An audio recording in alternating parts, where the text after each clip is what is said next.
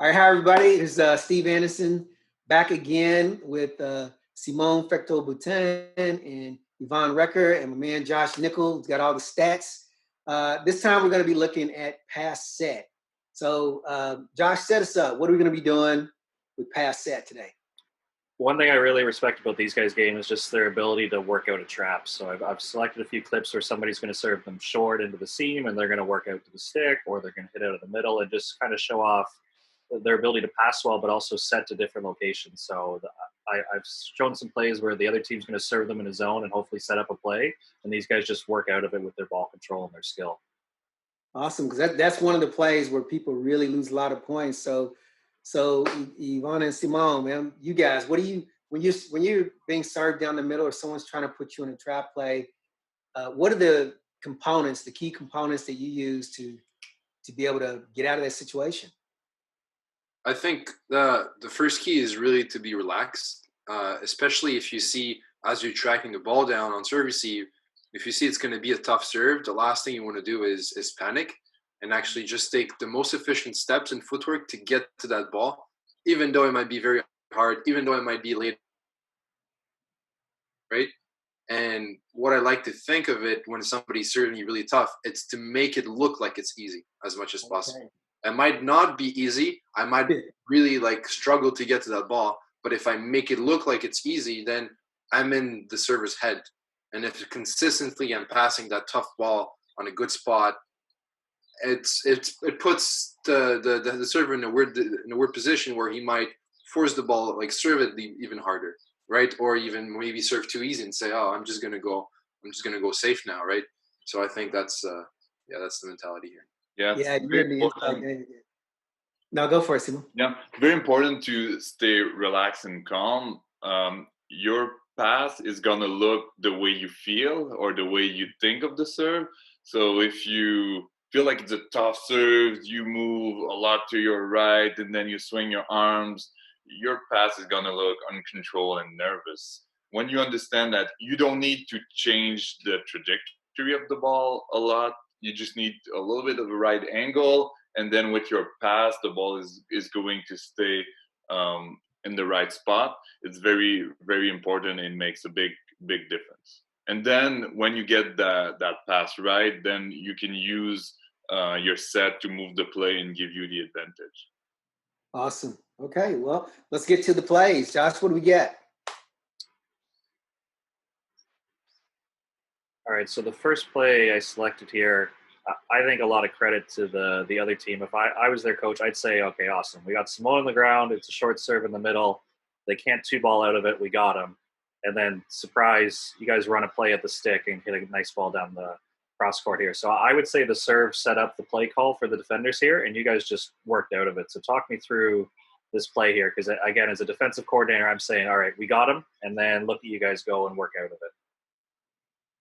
The short serve is a weapon I think that a lot of teams, especially younger athletes, don't use. If you haven't figured out what to do on the short serve, then you might get in trouble quickly. On that short serve, I feel like I don't have the option to go back set because I'm really stuck, but I still have the option to go to the antenna. That's what I did on that play. So I forced the blocker to move and to seal that line that give me the opportunity to have that sharp cross hit. Yeah, I think on that, it doesn't look like Sim works hard on that, but it doesn't look like he does, right? Everything seems to be in rhythm. The pass is a tough pass to do because it's a short serve, but on the other hand, he doesn't have to jack it up really, really far. He just needs to pop it a little bit. And we really like our passes to be anywhere along the net, right? If you shank it a little bit to the left, to the right, that's okay. Because if it's along the net, you still have some vision, right? If it's off the net, that's when you're struggling a little bit more. That makes sense. So just pop it somewhere along the net is good. And then the outside set gave him the possibility to take a longer approach and get vision out of this play, if that makes sense. Yeah, that's a really key point. You guys really control the ball. It doesn't look nervous and you're not throwing the ball all over the place and then trying to chase a set around. Really controlled set. you're able to run a play out of it, which is pretty impressive, instead of just setting the ball straight up and down. And what you said, Sam, getting that movement from the defense, and so that they're not just set up waiting for your play. The thing that's really impressive for me here is your movement to the ball, really efficient. Talk us through the tracking and your footwork to get to this ball so that you can create that really stable, controlled pass. Well, you just said a very important word. Tracking is so important, especially in beach volleyball with the wind, with the element. You need to make sure you track that ball as soon as you can. So you should know before the ball crosses the net where it's going to land. So on that one, I can see the short serve. So quickly, I try to get to the ball. I don't want to bring my feet too close to the net because I'm going to trap myself. So I just want to make sure that my platform gets close to the ball. Once I get that pass up, I already know I want to go outside. So then I just have to make my way there. My background as a middle player indoor helps me because I'm used to going fast and changing direction. So that's how I do it. Yeah, there's one more thing here that's just brilliant, man. So, and you mentioned that you didn't want to get your feet too close to the net because you're going to have to back up. I see people dive for this ball. You know, they get stuck on the pass and they can't recover. But you've already planned your recovery. By the time you pass the ball, and by the time your partner, even before they set, you're already up and back in position. So you've already planned your recovery into the play, that the pass that you're making. So by the time your partner's in position to set, you're already back, able to take whatever approach you want. So talk us through that, man, because that's pretty impressive how you pass the ball, and before your partner's even touching it to set, you're already back in position, ready for your approach. Well, you have to do one skill at a time, but if you don't plan the whole thing, well, you won't get to the end. So on that one, if I, like you said, if I dive for that ball, then I need to go back up. I probably don't have the possibility to run a play on the outside or a back set. On this one, I want to make sure that I stay relaxed, smooth, fast feet. After I get that pass quickly, I don't want to push myself to my spot where I'm going to start my approach. And then the play is really easy once that the hard part on the ground has been made. Yeah, that's awesome. And Yvonne, for you, your partner's under pressure. Well, he doesn't look like he's under pressure, but we know that the service itself is a pressure ball. And your release and the way that you get in, look, it's calm and relaxed. You get in, you're positioning on the play, and then the set itself, it's not too high, it's not quick, you're not panicked. And then the outcome is your partner has this nice ball, plenty of options, is able to hit a really quality play. So what's going on for you as the partner of the person being short to be able to get into position, cover this play, and then get that nice set off? Well, I think here, like, if you go back to the first part, as the ball comes and I see Sim tracking that ball very early, he releases way earlier than me. So at this point, I know he's the one going for that ball, and he probably called it too, right? Yeah. And seeing that it's a short serve, I'm like, okay, I'm gonna slow down a little bit. I'm gonna stay behind him so I can see if I can two ball that ball. Okay. If that ball, if the pass is a little bit missed and it's a little tight, or it's a little bit my left shoulder, I can maybe poke it short and put them in the tough decision.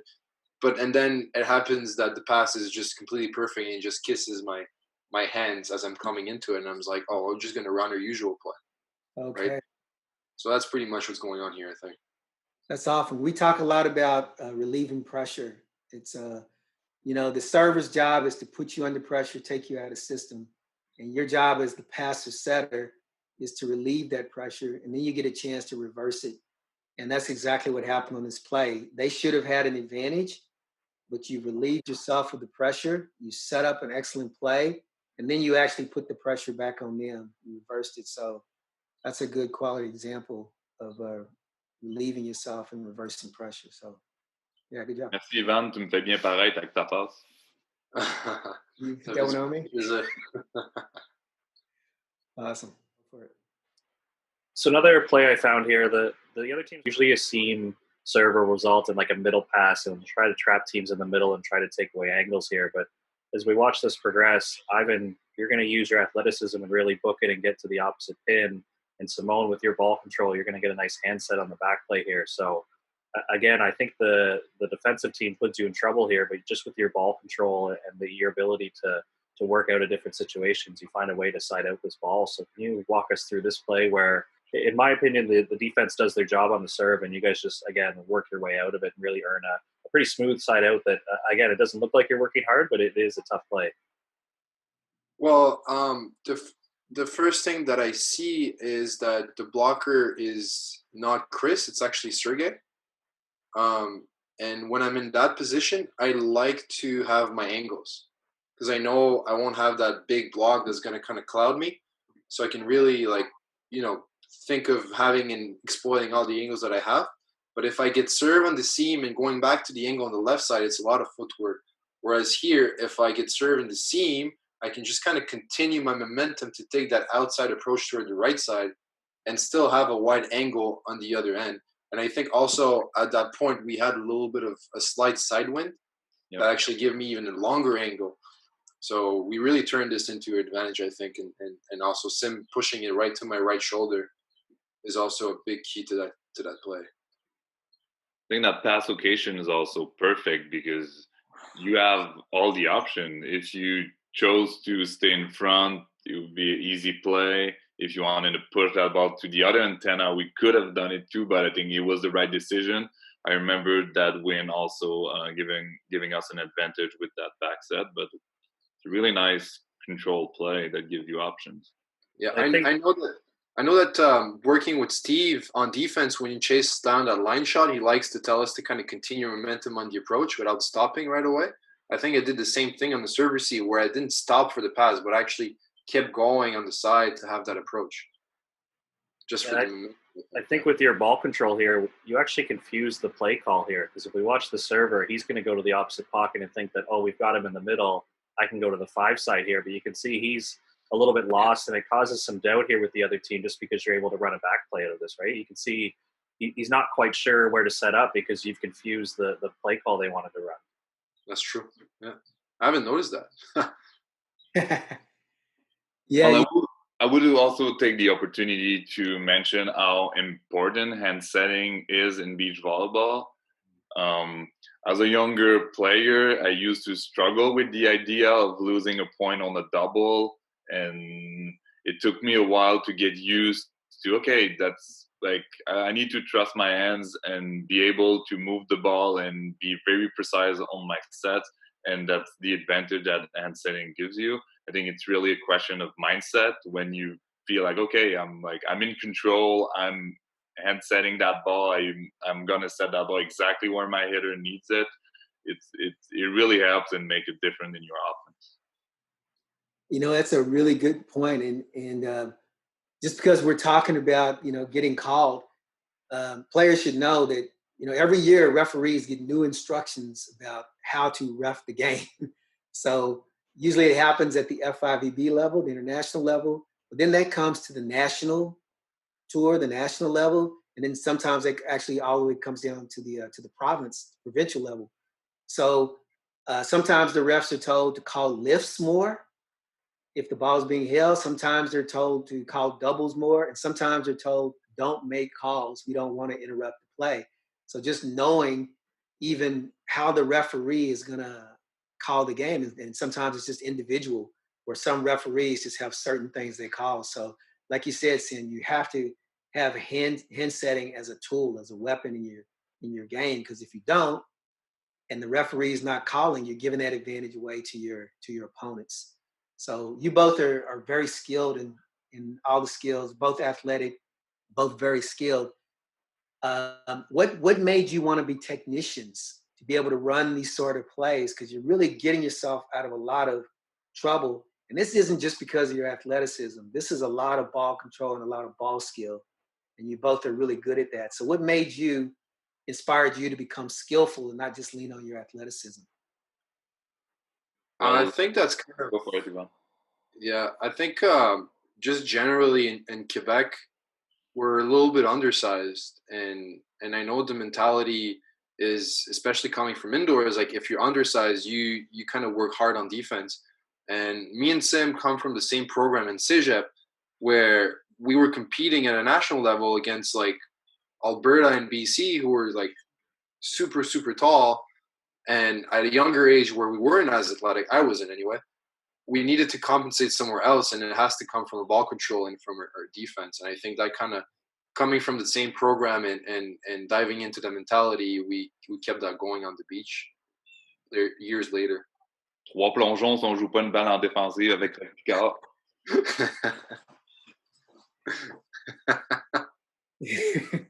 I didn't get all that, so I would be laughing, I think, but I didn't get Well, we played for the same coach in Cégep, yeah. and if we didn't play a ball on defense, even in pepper, or we wouldn't go to play any ball, then all the team would have to dive 3 times. So we've learned pretty fast that we need to go all out on every play and every ball on defense. It's funny because now the kids that I coach in Toronto know where that comes from. Well, one thing that's interesting about both of you, like your work ethic, I never had to worry about whether you were doing the work in the gym or whatever, all the extra work that you need to do off the court. And Yvonne, you've actually built in your backyard. You've actually built a workout, like a proper like racks and everything else. Because we can't actually be in our normal workout facilities. You've actually like built your own workout facility. Yeah. Well, I mean, it's been pretty lonely just staying at home alone and doing nothing. So I had to find a project, and I mean, now that I've built a gym, my free time is mostly working out. So I think, yeah.